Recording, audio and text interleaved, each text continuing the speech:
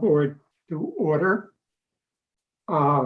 First order of business is approval of the minutes, which were circulated prior to the meeting. Any changes, corrections, amendments to the minutes? Nope.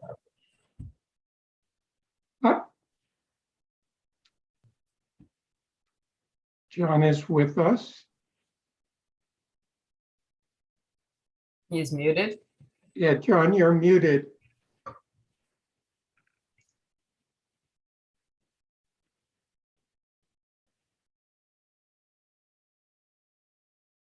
There we go.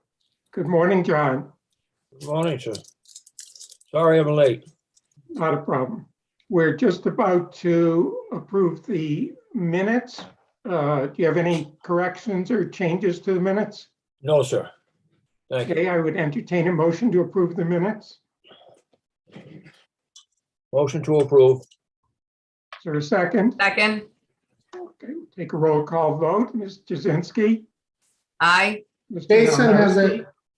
Barry, Jason has I think he's having an issue with his audio. Oh, Jason is. Yeah. You can't hear us? Or, His video's working, his volume's not. yeah, Jason, maybe if you sign out and come back in, that happened to somebody else the other day and it worked when they came back in.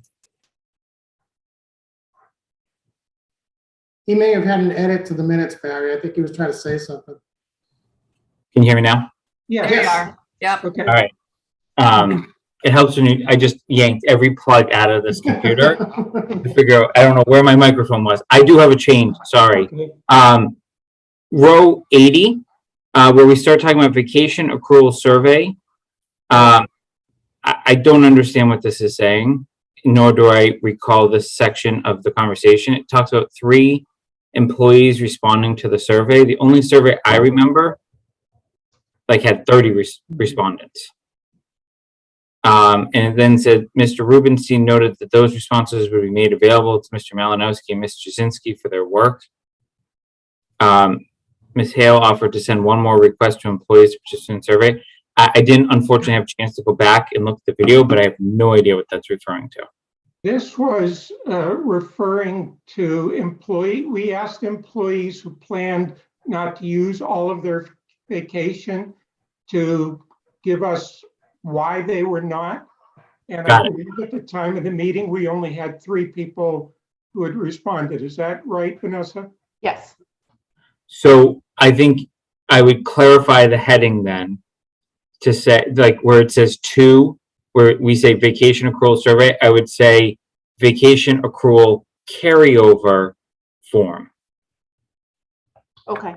That's fine. Then, yeah, just because I thought we were referring to the, I'll call it more comprehensive survey, et cetera. So I think we're good if we do that. Okay. That's fine. So there is, I'll make a motion to amend the minutes by changing vacation accrual survey to, what was the term? What were the words you used, Jason? Carryover. Vacation carryover. Vacation carryover form. Yep. Is there a second? Second. Okay. All in favor, roll call, Ms. Jasinski, Aye. Mr. Malinowski, Aye. Mr. Thorburn, Aye. and the chair votes aye. With that, is there a motion to approve the minutes as revised? So moved. Second. Second. Roll call vote, Ms. Jasinski, Aye. Mr. Malinowski, Aye. Mr. Thorburn, Aye. and the chair votes aye. The minutes are approved. Expenditure ledger in your packet. This will be the last one of fiscal year 2022 that we see. And we will have spent, at least forgetting about office supplies and dues, pretty much all of our budget, with the exception of about $500 in tuition and reimbursement, which will be returning to the town. Any questions about the expenditure ledger? Nope. All right, number of things that I have to report on. First, on June 1st, I think it was, I met with Mark, Vanessa, and Mary Acciardi from the Collins Center as the initiation meeting for the salary survey. That led to the generation of the memo to employees that is in your packet, laying out the timetable for how they're going to proceed and the various steps, most of which, at least Vanessa should be receiving all of the documents from managers by today. I hope everything else is going according to schedule. Along the way, once they get the worksheets in, if there are any issues that arise, major discrepancies, Mary will communicate with Mark, Vanessa, and I, if necessary, to work those out. At the same time, the Collins Center is going to be taking another look at the list of communities we use as comparable communities to see if we want to update or revise that list. But pretty much what we discussed is what's set forth in the memo. If anyone feels they want to take part in any future sessions we have with Mary to discuss discrepancies that may come up in the worksheet, we could certainly have one more member of the committee sit in on that if anyone has a desire to do so. So please let me know about that. Barry, I'm happy to listen in if there's especially items that, we're going to need to bring back if, you need a +1 at any point. Are you moving on the next topic? I had a question on something you said on this. Is now appropriate? Sure. So I thought Vanessa has a conflict on this. So why is she participating? Like, just in fairness, like with all due respect to Vanessa, like this is a really important process for employees. There's a lot of eyes on it. Like, I just think we need to extract her from the process to, avoid any perception of anything, from a conflict perspective. So I would just ask the personnel director to, tag someone else in or let the person on board if he needs additional support from us to avoid that. Okay, yeah, a couple of things on that. Fair point. And I believe we've communicated to the Collins Center that Mark should be the primary contact. The conflict certainly exists. In my mind, the primary concern about the conflict was in the selection of the Collins Center. Vanessa's husband plays no role in actually working on this project. And Vanessa, you can confirm that. Correct. I believe. But still there's the potential appearance of a conflict. And Mark, I don't know if you want to speak to how other people might be involved so that Vanessa is not the main person, or if we want to go that far, not involved at all in the project.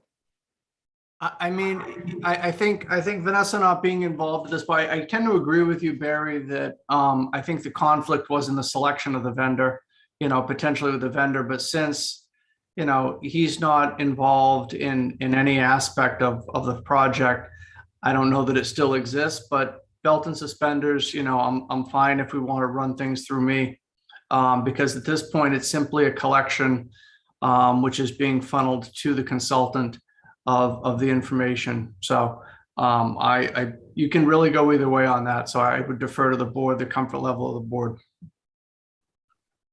What are other people's feelings about it? Joanne or John, how do you feel about it? I think we have to look at the perception from the employees. And I understand that he's not really involved, but it's a perception. And so I think that's what we really need to look at. How are the employees going to feel? Are they going to feel that if something maybe isn't done correctly, looking to blame somebody? I don't know. It's a perception thing for me. So, and for comfort, I don't have a problem with Vanessa working on it, but I'm not an employee, so I don't really have anything else to say, except it is a perception thing. Okay. John, any feelings? My experience with this type of thing, I voiced my opinion before. I thought we were wasting our money, but I found that the employees were resistant or expressed some resistance to anything looking into, particularly you'd get the job description, and when the survey came out, like from the Collins Center, they didn't agree with, they didn't include all of the job tasks, they might have left something out. There was just a resistance to anything from, a slight resistance to anything from management, anything from, the town. Okay, I mean, a lot of this is administrative in nature. In other words, collecting the forms, forwarding them to the Collins Center. The only substantive area where I would think Vanessa might have been involved was in discussions with the Collins Center where there are issues that come up, discrepancies, sort of what John was talking about between what the employee says should be in the job description, what the manager says should be in the job description. And I don't see any reason why those can't be resolved between whatever representatives there are from the personnel board and Mark. So I'm trying to see how not having Vanessa involved would limit our moving forward. And I'm not to diminish Vanessa's contribution, but I'm just thinking that we should be able to move forward without Vanessa playing a direct role. If the board feels more comfortable with Melanie handling the rest of this, that's certainly fine with me. There are many other things I can spend my time working on that, Mark and I have to accomplish this summer. So I don't mind shifting all of this to Melanie if the board feels more comfortable. Okay, my sense is that the board would feel more comfortable. So why don't we do that moving forward? And to the extent we have to have meetings, that'll just be Mark, and if Jason wants to participate with the Collins Center. Okay, are we all, is that agreeable to everybody? Yeah, that works. Okay. All right, that's all I had on that. I guess it was last Wednesday, I had a call with Kate Federoff along with Mark and Vanessa. The main reason for the call was based on her comment when she met with us that there were a number of policies in the SAP that she thought could be removed from the SAP, and that might make our life easier in terms of when we needed to make changes to those. What she really talked, and one of the main ones for me was the issue that's arisen for us in the past, where we have a need to add a position to a new job classification. And that need might arise in August, but we really couldn't do it until the following annual meeting. She said that there are towns that what they do is the personnel board has the authority to add it subject to subsequent approval at the next town meeting. Now, obviously that creates a risk that the town meeting may say no after we've created the position and the position has been filled. She said that in her experience that had never happened, but the employee has to recognize that there's a possibility that their job could disappear. So the other point she was making, and this led to a discussion of the handbook, and you may recall that we had tentatively scheduled for a discussion of a handbook at today's meeting. That's been pushed off to July.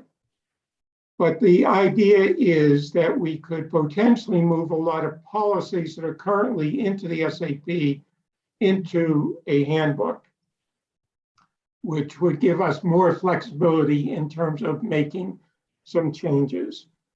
So, and I said to her, if we're going to do something along those lines, I certainly would not intend to do it for the fall town meeting. I think we have enough on our plate on the benefit side that, and if it's a major step, I would want us to take time thinking about it, moving slowly, analyzing it before we made a major step like that.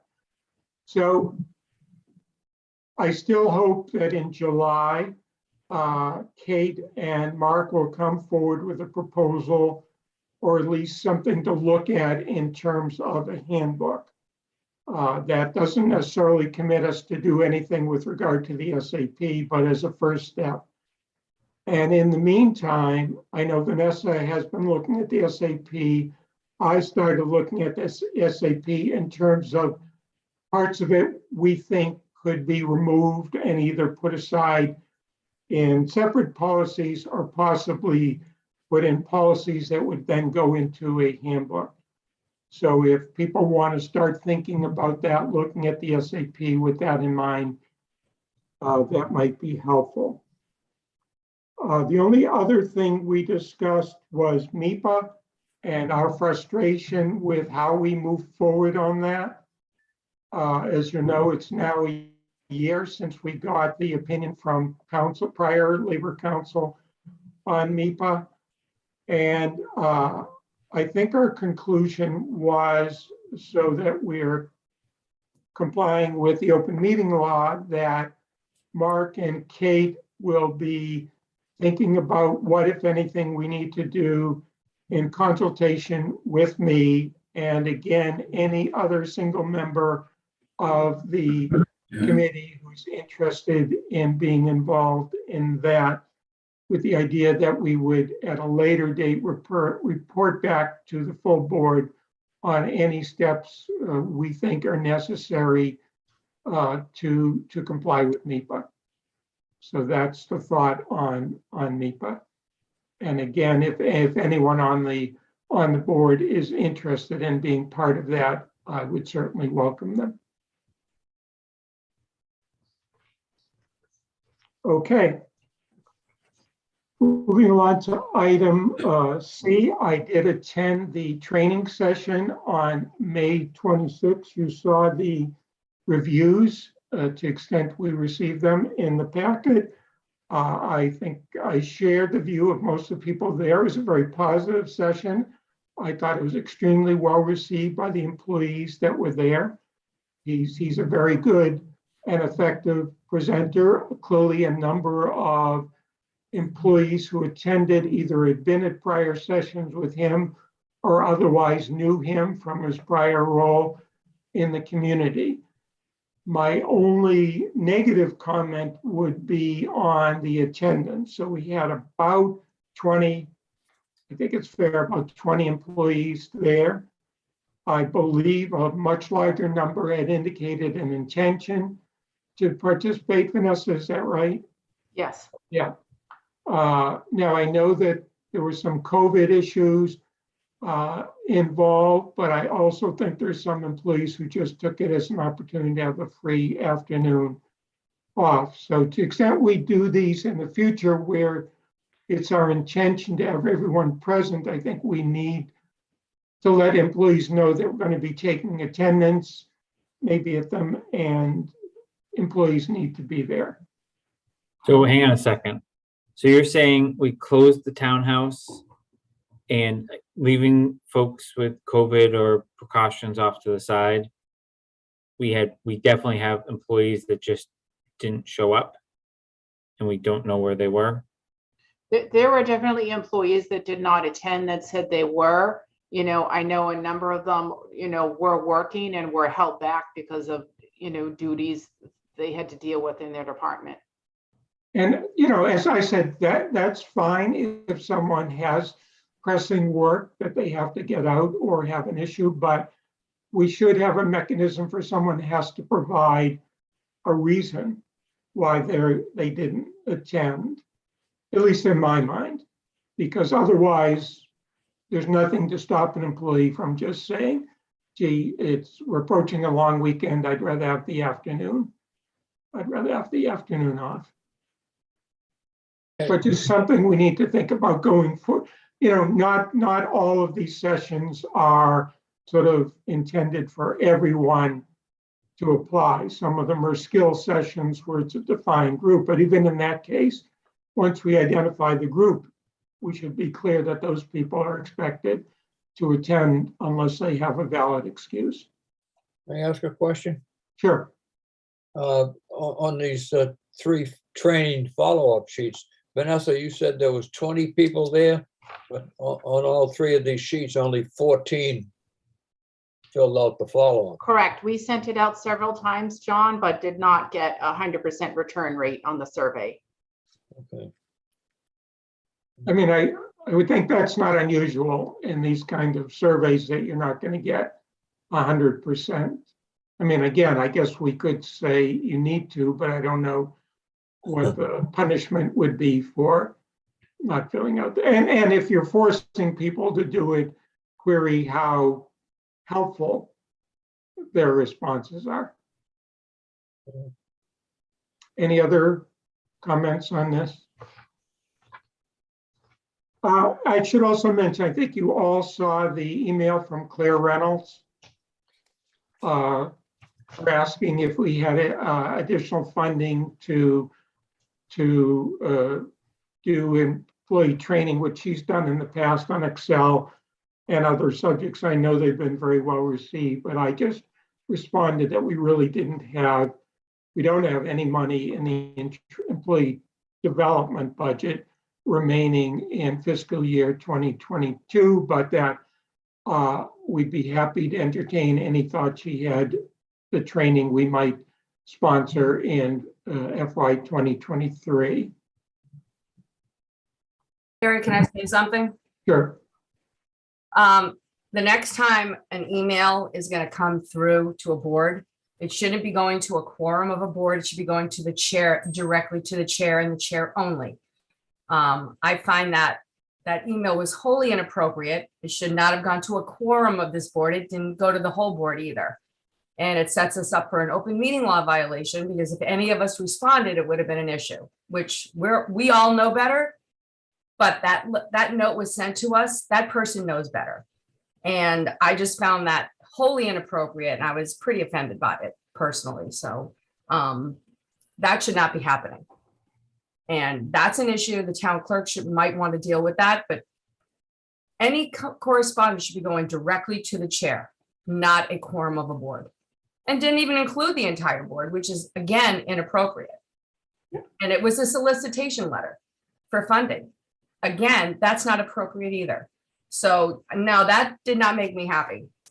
So I just want that on the record. That should not be happening, and it better not happen again. Okay. Fair point. It shouldn't have gone to the entire board. That's Nope. certainly true. Thank you. Okay, on item D, tuition reimbursement, just a report that Amy. Hey, Barry, sorry, Oh, on that topic, just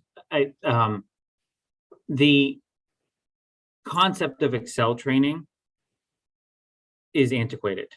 So I think we also, if we are going to be thinking about training for next year, we need to think about what the employees are looking for. And right, like, especially with that, I would actually go, talk to the MTC about like what's the next training. Excel training was 20 years ago, to be completely honest with you.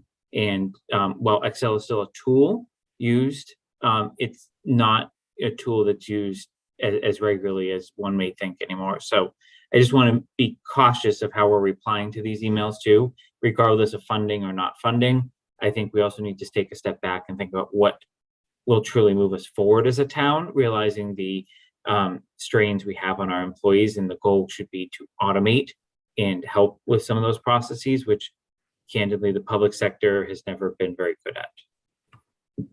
Okay, we did, I think, Vanessa, you may remember, we did fund Excel training with the support of the prior IT manager. Was it last year, Vanessa?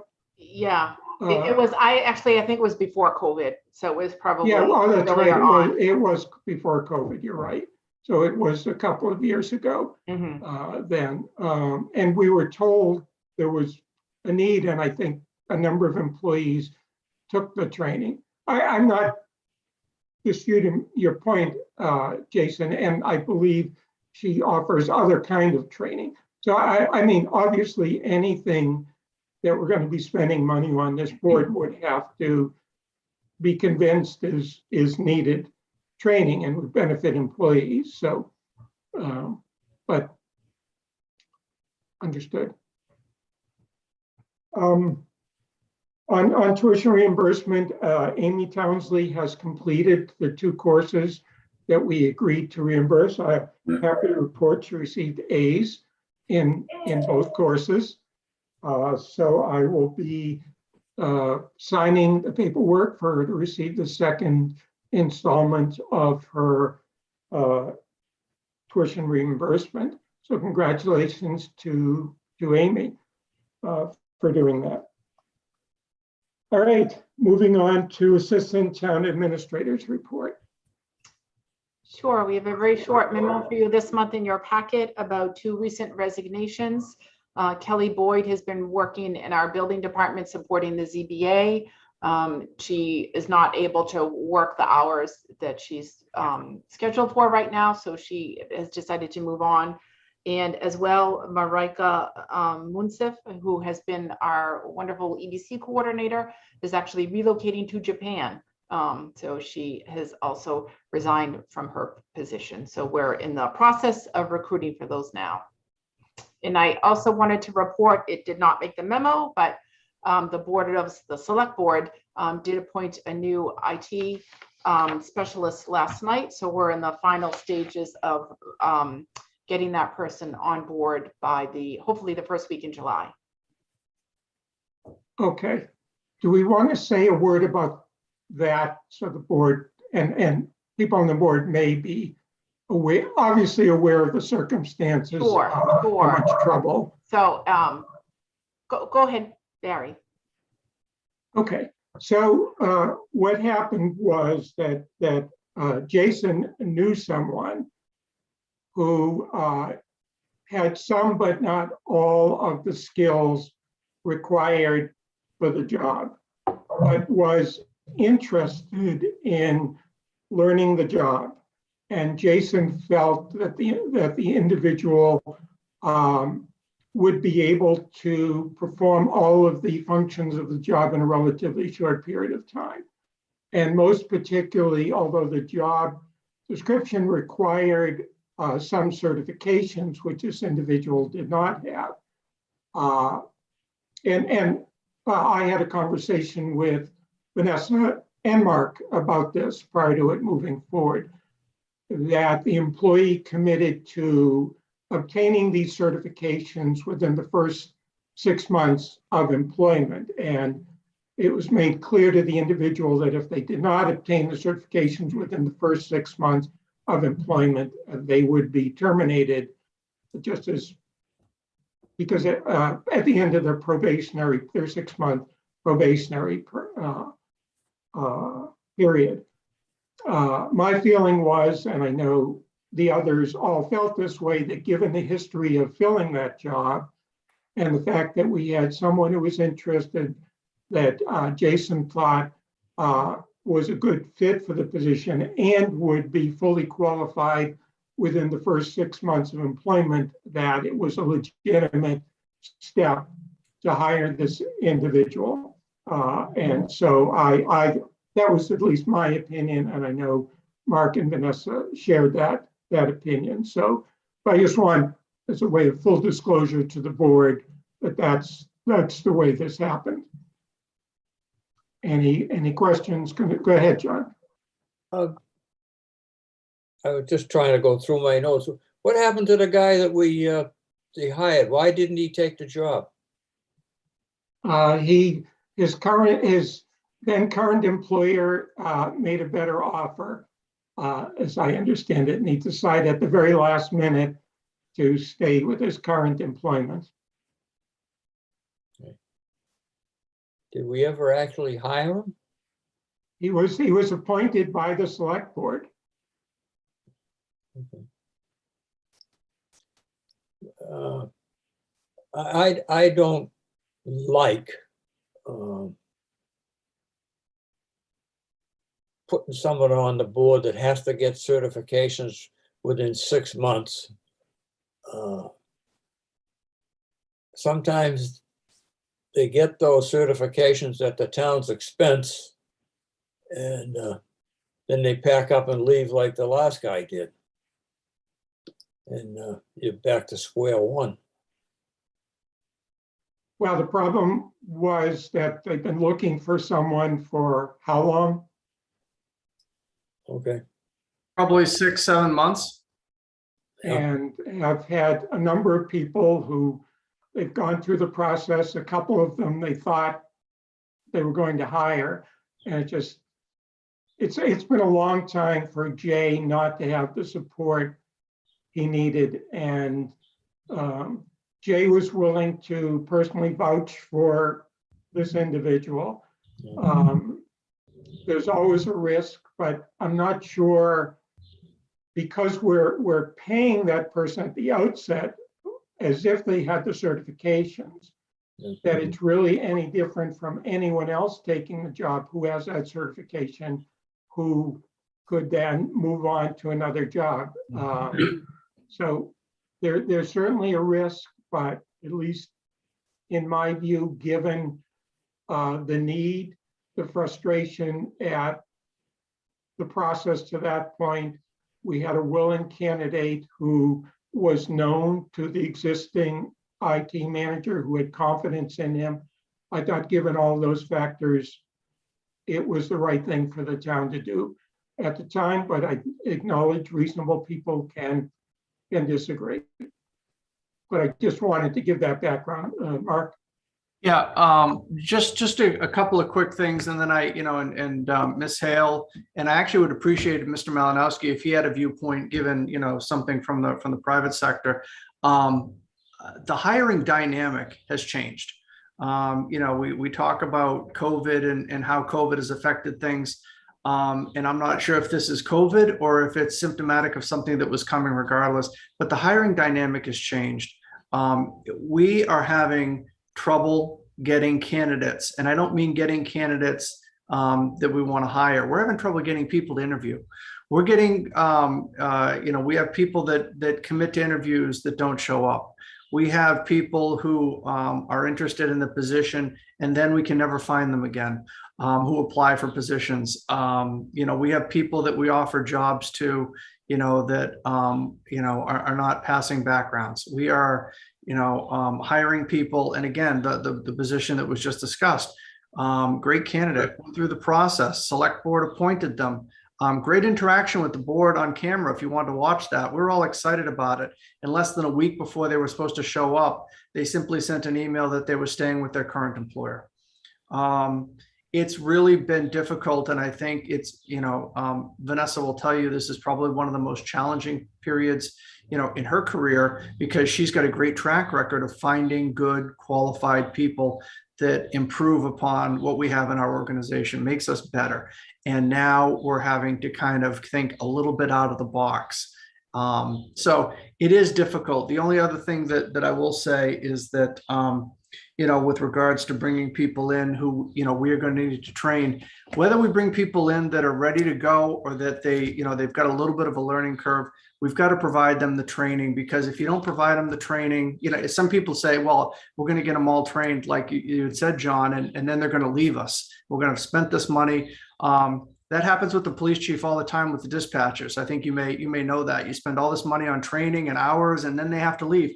But you know what? If you don't do the training, if you don't spend the time, if you don't improve the employee, they're going to leave anyway, because there's going to be some place that's going to give them that, so it's a catch-22. So that's really the dynamic that, that where we are now with that. But I don't know if Vanessa had anything else to add. I fully agree with you, Mark. Times sure have changed. I can remember one time I had a policy where if someone came in and wanted a job application, that I'd like them to come in. I'd like to meet them face to face, just to get to know who they were, who was applying. And I had a young man come in, and I talked to him. I give him the job application. He goes out in the outer office. He fills it in. He comes in and he wants to know, when do I start? Yeah, it's really, and you know what? It's because of the dynamic out there that we're having trouble hiring people. You've got current employees saying, well, wait a minute, why don't I want to take a look and see if I can benefit from this, the dearth of good candidates that are out there right now and everything. So, we need to do what we need to do the things we need to do to retain our employees. But we also have to find a way to be a little bit creative of attracting people. I've seen communities that are doing signing bonuses for positions. I've never seen that in my career. Simply for coming and signing on the dotted line, we'll pay you, a bonus to do that. So again, it's becoming a little bit of a different world. Thank you. Okay. And Mark, I'll just to respond to your request. It is very challenging, and I think you have to be creative with how you're doing your hiring right now. And it's not just about compensation. Compensation is certainly an element, but it's about the attributes that someone's going to bring to the job. And unfortunately, as an employer, you're going to have to invest something. It's just a matter of how much you're willing to invest. And the fact that it's June 15th and you went a whole year that you had a budgeted position unfilled, I think speaks for itself. And personally, I'm very comfortable with Jay's judgment of the quality of the candidate and the ability of this candidate to learn the job within the 6 months. And I would trust his judgment. So I'm comfortable with this hire. Thank you. Thank you, Vanessa. Okay, moving on to item 5, old business, benefits. And I know there's been at least one meeting of the working group. There may be more, but Jason, I will turn it over to you for an update. Thank you. And Dorian, certainly welcome you chiming in here along the way. But we had our first working group meeting actually yesterday. It was in person with all 5 representatives from the various groups in terms of their tenure. We had a very good conversation. We focused on vacation accrual. We focused on vacation accrual carryover. We focused on sick leave accrual, sick leave carryover, and the sick leave payout. Those were kind of the main topics that were discussed. There were some other ancillary topics that came up that will certainly be the subject of future agendas. We are scheduled to meet again in July.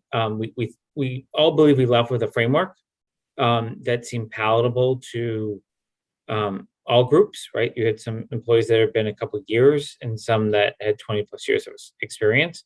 And there was general consensus around that. So we were going to take a stab at drafting what that would look like in a revised SAP. Barry, I think this is also where the handbook conversation comes in. I think if we're going to advance this in the fall, we probably just need to update the SAP. But as you know from Dorian and I's research, most of this is covered in the handbook going forward, which will make it easier to change and probably less of a process from a town approval process, but more still collecting feedback. Our intent is at the August Personnel Board meeting to present the findings and to present the recommendation so the Personnel Board can vote. I would also recommend that at that time, we probably give 1 to 2 weeks notice to the employees that will be discussed for them to participate as part of public comment, to weigh in on that or submit something in writing if they're on vacation or going to be out of town. with anything they want the other members that aren't involved with this process to consider before we vote. That hopefully will give Mr. Purple enough time to include it in a October warrant, but also give us a little bit of cushion should there not be consensus on that date or some things that we need to tweak. That's the overall timeline. The other thing I would ask that we do some research on, if, it probably is a discussion with Kate Federoff, but it's also, maybe something Mark and Vanessa have looked into in the past. The concept of 19 and a half hours came up, and whether there should be there could be a different threshold for benefits. Not necessarily saying we have to, but I don't know that we have to necessarily tie that to the original ask, but we said we would bring it back to the personnel board. Probably don't want to discuss it more today other than a yes or no of whether, Mark's looked into it or not, but it's probably something we should consider at least having a discussion about at a future meeting. And the main genesis of that comment was from a department head perspective, is if they could potentially get additional hours, additional services within their department without burdening the town with the full cost of benefits, and that there are people looking for those types of positions. It obviously could have a cascading effect if you change the threshold, sort of minimum, because you may have departments that are perfectly well situated. So it's a much longer term discussion, but something we said we would bring back for future consideration. The other item that we should expect to receive feedback on that may be a byproduct of this group's work is just around how approval could and should happen from a vacation perspective. Obviously, there's a different view from an employee versus a department head perspective. And in some cases, they're in both spots, right? As having to get approval from someone else. So I just think, Mark, there might be some requests in particular for you from a policy perspective for how that should work to obviously maintain the operations of the town, especially given that 99% of these employees are not backfilled when they are out. So that's just one thing that also came out of the discussion that, should, be taken up at a later point in time.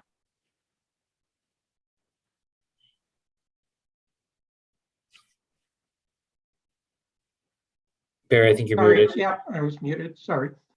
Thank you for that. Any questions for Jason? Sounds like you got a lot accomplished in a single meeting, so it sounds like there's reason for optimism that we can actually get this done in time for the October town meeting.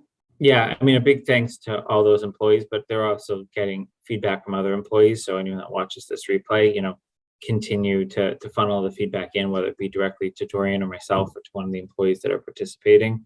It was just very honest, and it's refreshing to just get, a wide variety of views, but also see some consensus, given that if you kind of put your self-interest hat on for a second, everyone had a different interest in that room.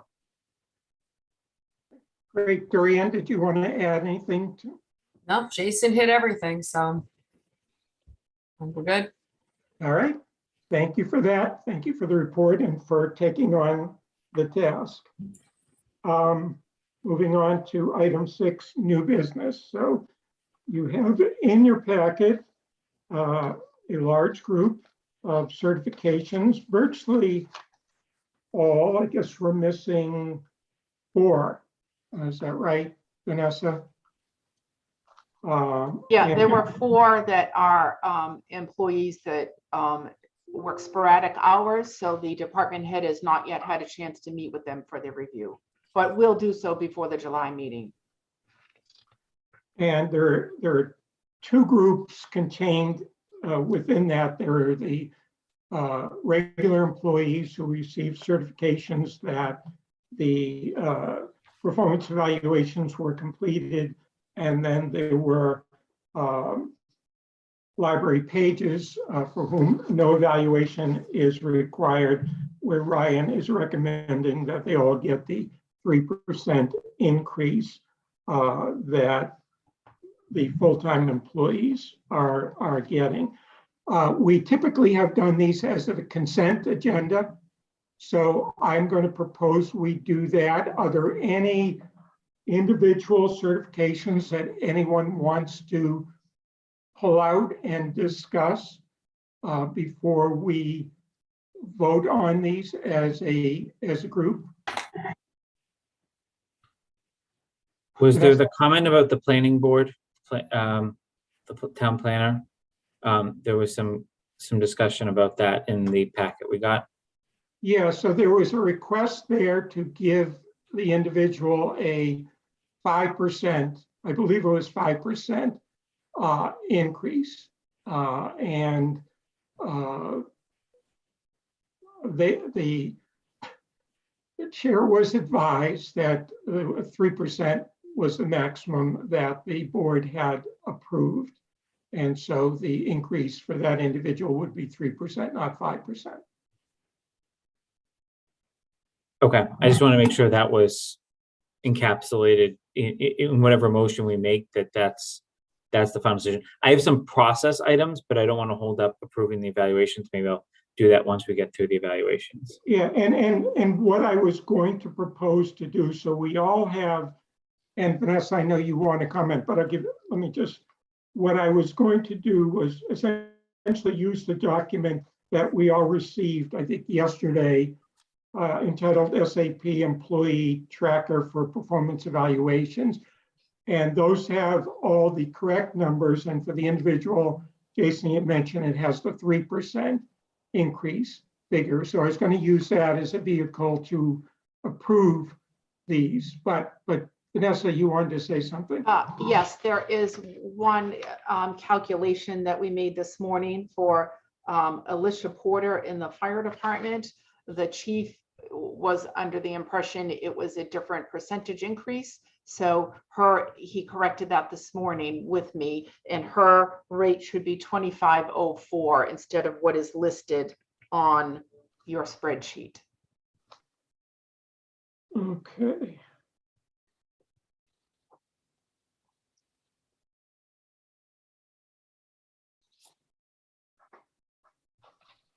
All right. I have a question, Barry, before, I'm Go so ahead. sorry. When did we increase the town clerk staff to 3 people from 2 people? So we have 2 administrative assistants in there now instead of 1, and then we have an assistant town clerk. Well, I mean, we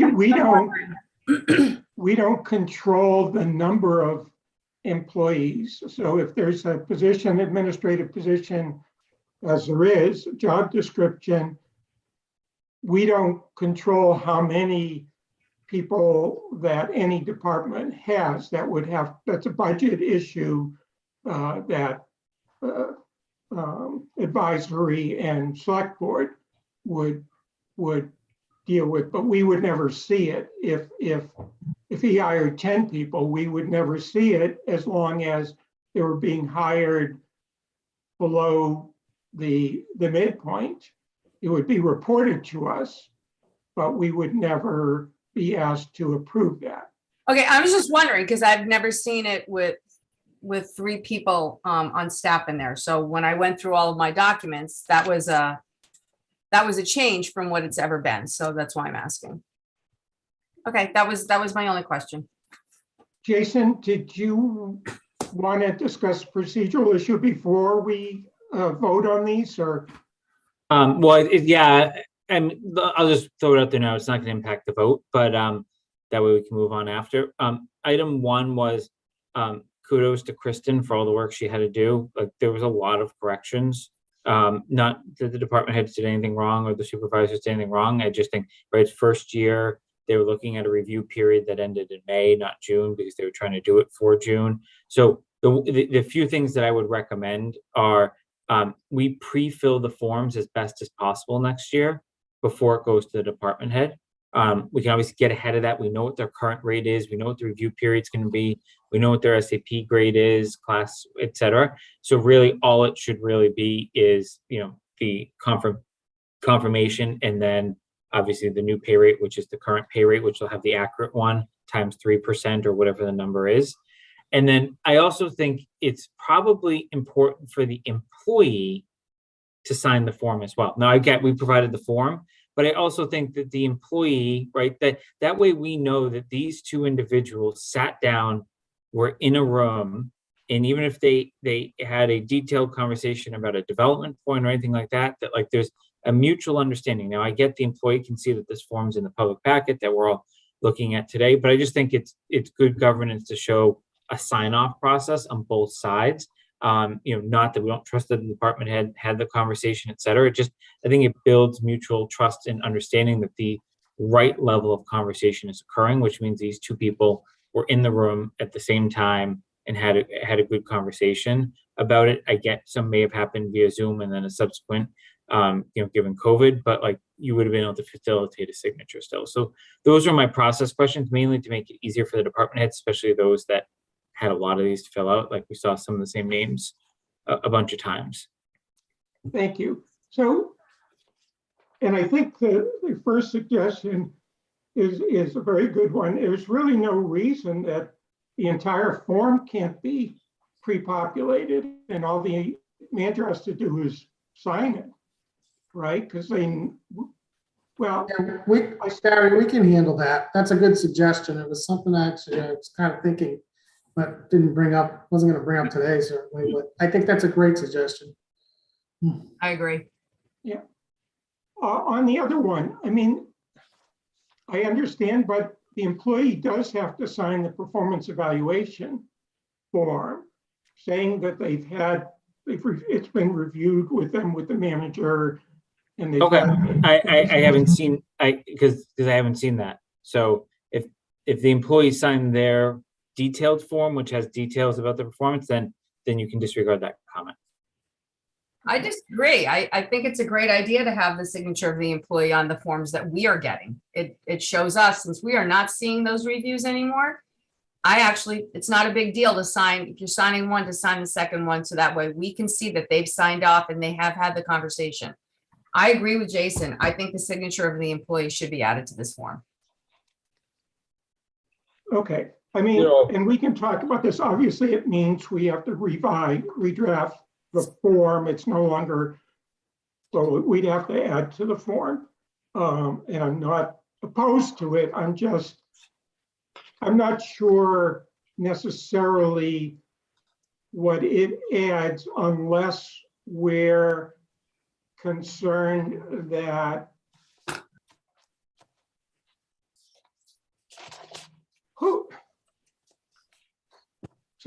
Mark, for everyone under your jurisdiction, you see the evaluation form, you and/or Vanessa see the form, see that it's signed by the employee. Correct. Let's say there's someone working for an independent board. You don't see that evaluation. Not until it's submitted. Okay, but you ultimately see. But it's ultimately, yes, it's submitted to Vanessa. So yes, we do see them. Okay, so in every case, you would know if an employee, if a manager had signed a certification, but the employee had not signed the evaluation form. Correct, because the way the evaluation form is set up, it's all it's a PDF, but it's a fillable PDF form. So you can, so you actually can just type your name in that you signed it. But the quirk is that the employee must initial each page of the evaluation. That isn't fillable.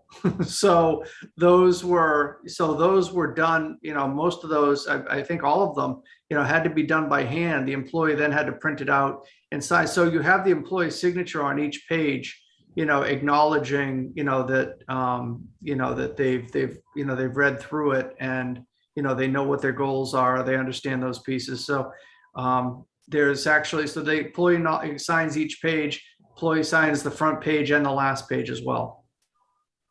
Okay, and again, you see all of them, so can verify that that's been done. Yes. It's just not clear to me what we're actually adding by having the employee also sign the certification. I don't see that it's a big issue to have them do one more signature, and that way the personnel board, who doesn't get the reviews, we actually see the employee's signature signing off on this. I think it's important for us to also see that.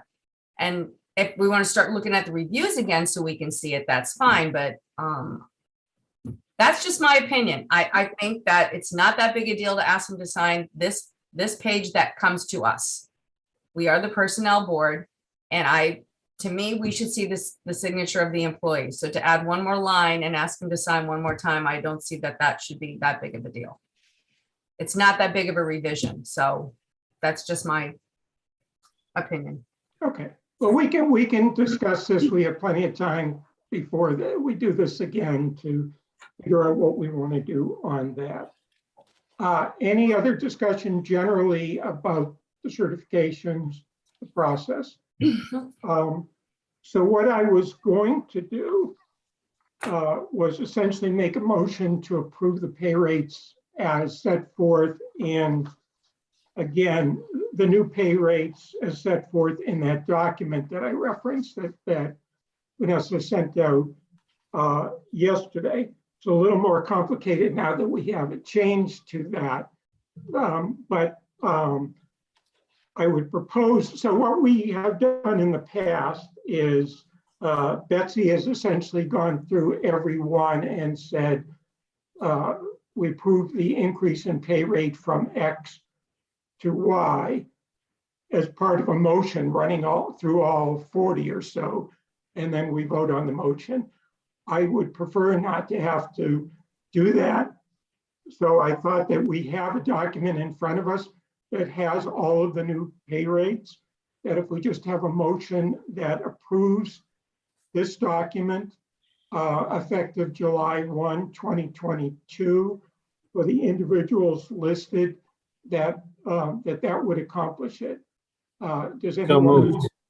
Well, thank you for the support. I hadn't formally made it, but anyone have a problem with doing it that way? No, Okay. Okay. So I move that the board approve the new pay rates as set forth in the document entitled SAP Employee Tracker for Performance Evaluation Fiscal Year 2022 for each of the employees listed, starting with Kathleen Barry and ending with Susan Delarda Wood, effective July 1, 2022, with the change that the new pay rate for Alicia Porter be $25.04 rather than $24.99. Is there a second? Second. Okay. All in favor? We'll take a roll call vote. Ms. Jazinski, I, Mr. Malinowski, Aye. Mr. Thorburn, Aye. and the chair votes aye. Those are all approved. Thank you all for that. Is there any other business to come before the board today? Back to those forms that we just approved. What I noticed a lot of corrections had to be made by like the first date of employment and whatnot. I understand the period reviewed, but the first date of employment, there was a lot of changes. Was this form just, Vanessa, did you people fill out this form initially and circulate them, or? Why? No, the form was completely filled out by the department head. Sometimes, John, if an employee, ends up starting on a different day than what's listed in their hire letter for some reason, there might be a distinction. Or if they, in some cases, there were some people that have been poll workers in the past and then came to work for the town on a more regular basis. So really their first date of appointment would be, the poll worker date. So there were a few distinctions where the department head did not have the correct date listed. Okay, thank you. Okay, And I'll just add, one thing I didn't say on this is next year's review period should technically be June 1 of 2022 to May 31st of 2023. Otherwise, you've got employees working for 1 month that you're never reviewing them on. Or their start Right. date, if they start Yeah, yeah. after June 1. no, that's correct. All right, I will open up. We do have a couple of people in the audience. Any members of the public have any comment they'd like to make?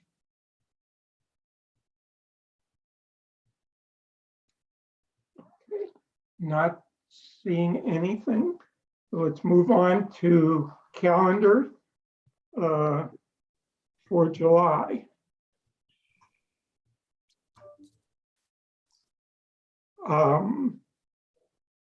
If we do it as we have the second week of July, it would have to be a Zoom meeting for me. July 13th. I can do July 13th. Does that work for everyone? That's the Jason? second one. It does, just a reminder, unless the legislator does something, our Zoom privileges expire on the 15th. I know there's some stuff that has been approved by one, I think it was the Senate mark, but I know it's not official yet, so. Maybe. I think it's a matter of whether they can get this done before the end of the session. If the governor agrees, I don't think it's a big deal. If the governor kicks it back, getting everybody to get there, to circle the wagons around it again and everything, and that could be problematic, but I'll tend to be optimistic. We're obviously safe for the 13th. Yes. John, does the 13th work for you?